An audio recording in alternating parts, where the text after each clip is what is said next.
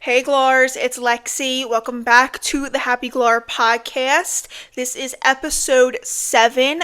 Crazy. We are kind of just rolling through them. I know, again, I was slacking for a little, but we are really going to crank them out this summer. And yeah, I hope you guys enjoy it. I did post a few clips to TikTok. You can head over to my page at the Happy Glar to check those out, and to stay updated for any new content, any new podcast episodes or merch. So that's a great place to be. I am kind of, more active on TikTok. But yeah, this week, nothing too crazy going on like celebrity wise. There was a few events, some shows. But yeah, I'm going to kind of just jump right into it. Last night was SNL with Jack Black. First of all, if you watched my last episode, I was talking about how incredible Jack Black is when he met Tanner from Love on the Spectrum. Like, the dude is just a gem. He's literally a gem. And his episode of SNL, truly, I have not laughed at SNL like that in such a long time. He was so good, and I knew he would be good. The fact that they waited 20 years to have him back is insane. Like, he's had a million movies since then. I'm sure, like, School of Rock had to have been out probably within 20 years, and you're telling me you didn't have him there? Have him then? That's insane to me. But yeah, he just is such a good guy. He's so funny, and he's just like down to do like whatever skit. My favorite was Goth Kid on Vacation.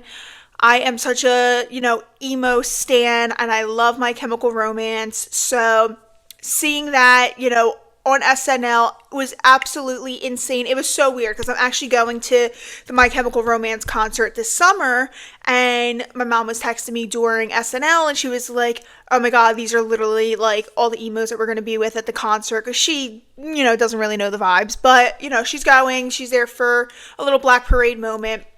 Bottom line is that she had no clue that all of a sudden Jack Black is dressed up like Gerard Way coming out on the float, and it's the Black Parade.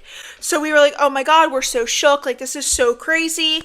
But yeah, I absolutely loved the skit. Everything was funny. Like, everything was truly like a good time and just an OG type SNL episode, which I literally love. But yeah, Jack Black, again, what a king. Give that man awards, everything. He deserves the world. We love him. But yeah, going back to concerts. So yeah, this summer I have My Chemical Romance, and I will be doing everything in my power to get to Oasis. It's very difficult because the people that I'm friends with are not huge.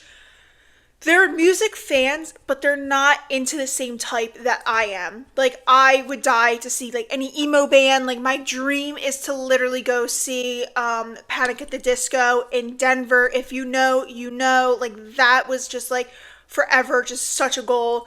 But yeah, I mean, me and my mom and, like, my one friend, we listen to everything. So they're usually good go-tos for any, concert, but leaning more towards like the emo, screamo, punk, it gets a little iffy, and I think I'm kind of alone in that one. But luckily, my mom is down to go, so whatever.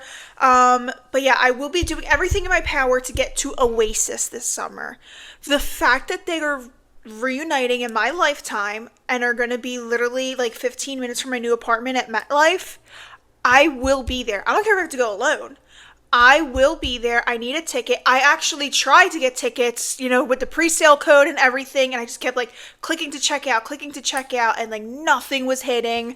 But yeah, like this Ticketmaster stuff is ridiculous. Besides the fees, it's absolutely ridiculous that you can't even purchase a ticket during the pre-sale, during whatever, if you have the access code. And what do you need, a city card? Who's got a city card? It used to be American Express.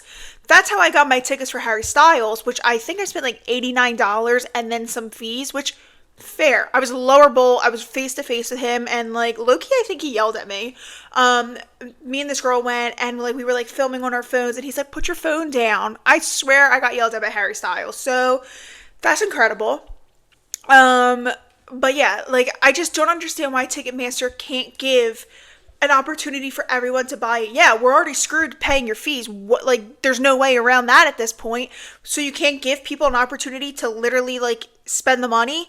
And then then they'll randomly release more tickets, like My Chemical Romance. I'm like, oh, I hit jackpot. Like, are you kidding me? This is incredible. I got the tickets, blah blah blah. And then I just saw on Instagram, like, we're releasing some more tickets. What do you mean? You literally made it like such a war to get, any ticket for any show. I mean, of course, I tried for Taylor Swift. I mean, it just is ridiculous anymore. I used to pull up to the venue literally like 25 minutes before, purchase a ticket, and be able to go in. And now it's just so ridiculous. I hate it. And being someone that like loves music and loves a concert, like, I can't go to every concert that I want to go to because it's just such a pain in the neck. But yeah, that is what it is. I just, speaking of like concerts and like crazy like events, I don't know if you guys have seen the Rio Carnival. I forget what it's called, where like they're dressed up in like all this stuff. Like Rihanna used to go. The Housewives literally just went a few episodes ago. But like I've been seeing clips from this. It is one of the most insane events I have ever seen. Like nobody in the US talks about it. Number one, these people that are in the carnival are ripped to a level that like I can't even understand how they have that much muscle. Plus they're like dancing in these heels like crazy. Some lady, she's like older, and she's like the drum roll queen, I think she is. And then there's like the princess, and they're like just decked out in all this like bling and gems, and like, oh my god, it's absolutely in feathers. And these floats are like nothing I've literally ever seen before. I knew, and I've seen like the dancers or whatever like dressed up in the past, but I had zero clue that it was this intense and this much of like a big like attraction. It is literally like their Super Bowl in Brazil. It is the coolest thing. I am like, now I kind of want to go. But listen, I want to be in it. Who am I kidding? I want to be in it. That would take some working out and some plastic surgery, but that could be very well a goal. It is honestly so cool. If you didn't see it, look it up. Or actually, I'll just put a clip in right here. All the birds of a feather do what we love most of all. Moon and the stars, strumming guitars. That's why we love Carnival. But yeah, it is really such a sick like event, and the amount, I'm sure, of like time and people that it takes to put that on, God bless. But honestly, it is well worth it. It is one of the sickest things I have ever seen. But I have just been on like a random like rabbit hole of like going deep into like OG like YouTube like concerts, events, like festivals. I don't know what is going on. Maybe I'm just feeling nostalgic or something. But like one of my favorite videos, which I'm sure some of you guys have seen also, is the Goo Goo Dolls singing Iris in the pouring rain in Buffalo, New York.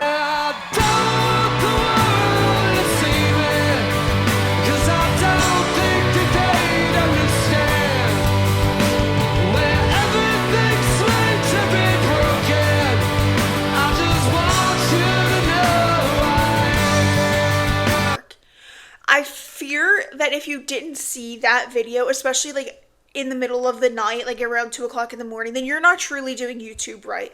I feel like everybody has to have seen that video at least once in their lifetime.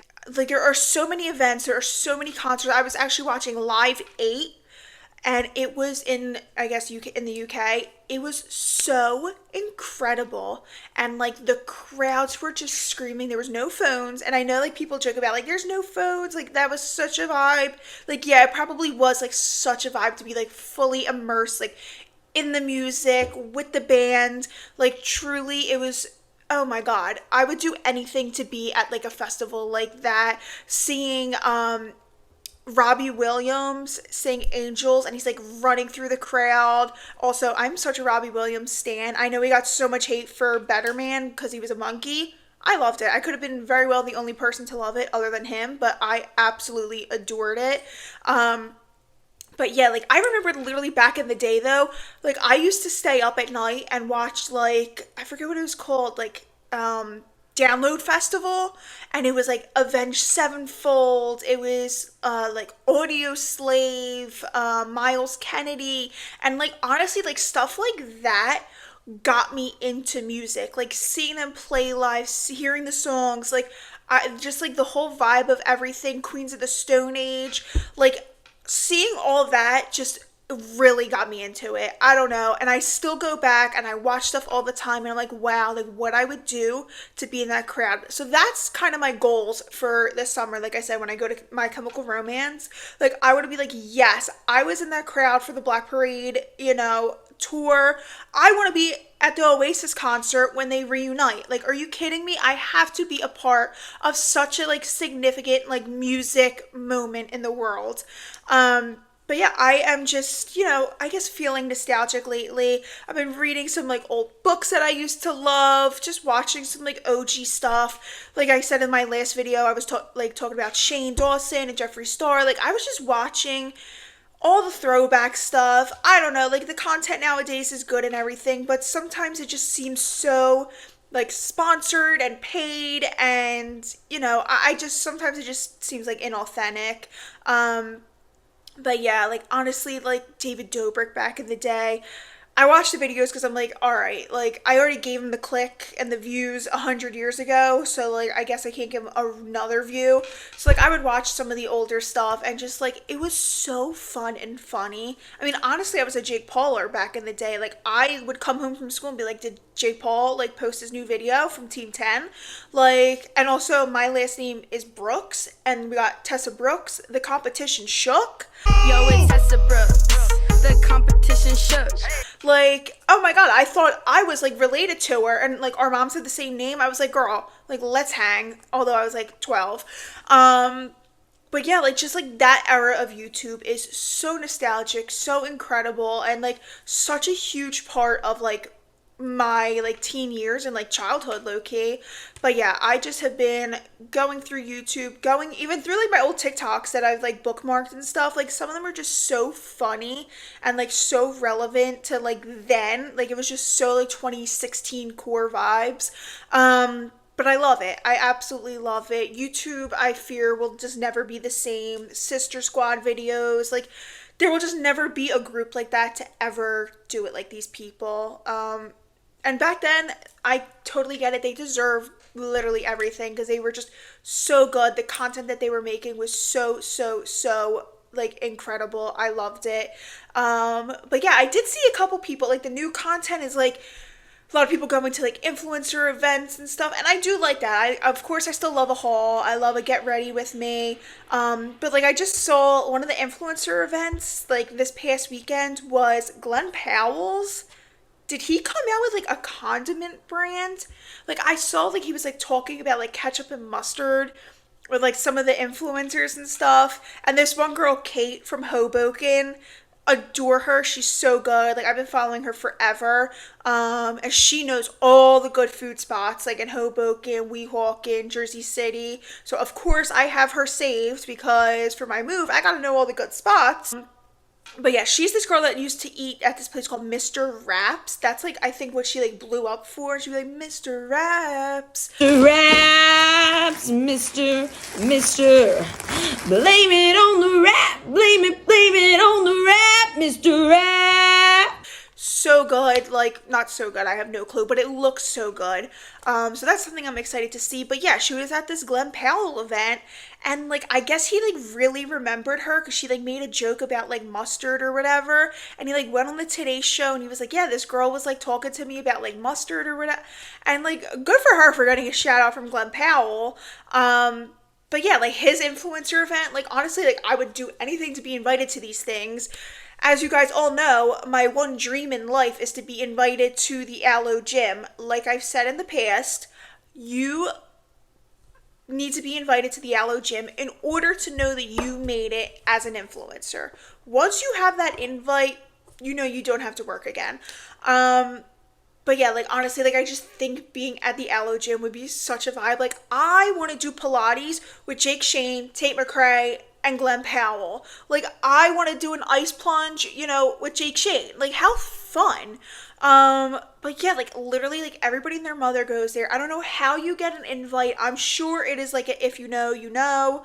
But like the fact that they literally like come in their regular day clothes and then they're like, go into the Aloe like store or whatever, pick out your workout clothes, and they pick out like a sport bra, leggings, socks, headband, everything, and then they get a shower there, and then they leave, and then they get like joggers and a hoodie and whatever.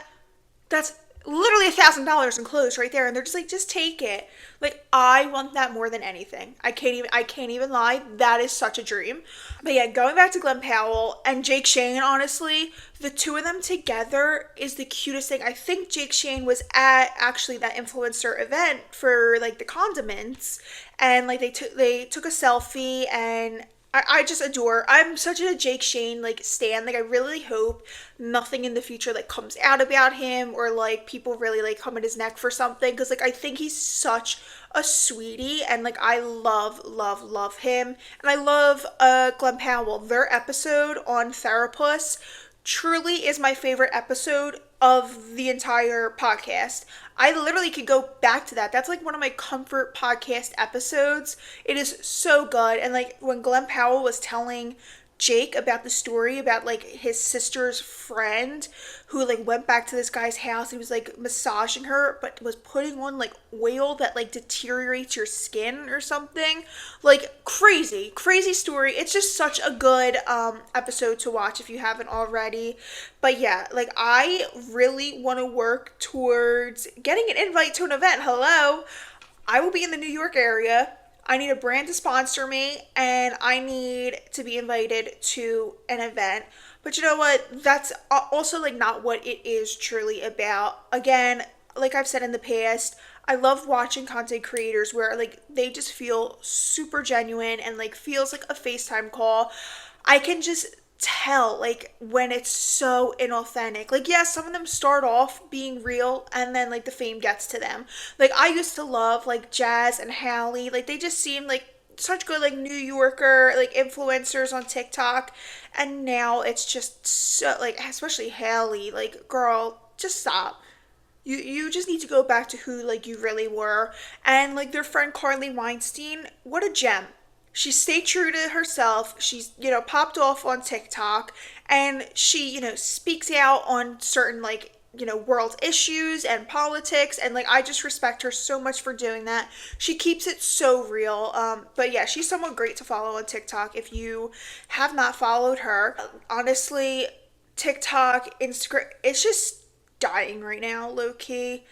I don't know. It's just such a weird thing. I have been seeing though clips on TikTok of this new show about this girl who I guess looks really young but was super old.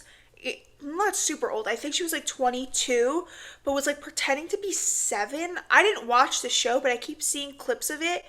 The girl looks crazy, but people are saying that the real girl who this new show is based off of isn't actually like that. So yeah, so I think I might give that a watch this weekend or this week, see what that is about. It looks like it's just like a drama. It may be like totally exaggerated, but I think I may have seen like the big clips and the big parts of the show, so I don't know if it's really worth me watching it. It's definitely an odd concept, and yeah, I feel bad if the real girl really wasn't like this evil, and that's what people are saying. But yeah, there really hasn't been like a great like drama show. I know there's a movie that's out with, I always want to say Sabrina Carpenter, Sophia Carson, and she's so good in like a little like rom-com vibe. Purple Hearts, I adore. And yeah, that's something that like is also like a comfort movie. I will go back onto Netflix to watch that literally whenever. Yeah, that's such a good one. But yeah, also like the books. Speaking about like reading books and like feeling nostalgic. Yeah, I've been reading some of like my old like throwback books, such as like Love in Other Words by Christina Lauren. If you have never read that book, you are truly missing out. That book, I would do anything to read that for the first time.